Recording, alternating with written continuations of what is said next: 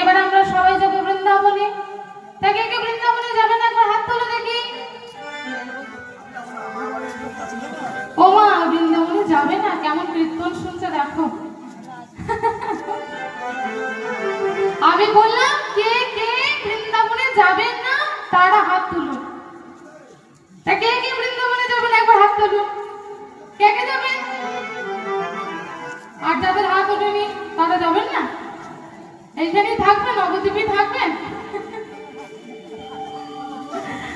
তো যাই হোক, আমার গুরুজন ভক্তিমতী মায়েদের চরণে আমার শতকোটি প্রণাম এবং এখানে উপস্থিত আমার বন্ধুগণ, আমার সমতুল্য এবং ছোটদের আন্তরিক অনেক ভালোবাসা।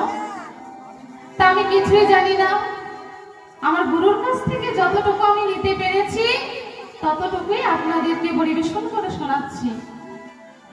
তাই আমার গুরু কৃপা, সাধুগুরু ব্রাহ্মণ বৈষ্ণবদের আশীর্বাদ নিয়ে আজ আমি আপনাদের সামনে যে লীলাটি পরিবেশন করব সেটি হচ্ছে রাসলীলা। গোবিন্দের সর্বশ্রেষ্ঠ মুকুটমণি লীলা রাসলীলা।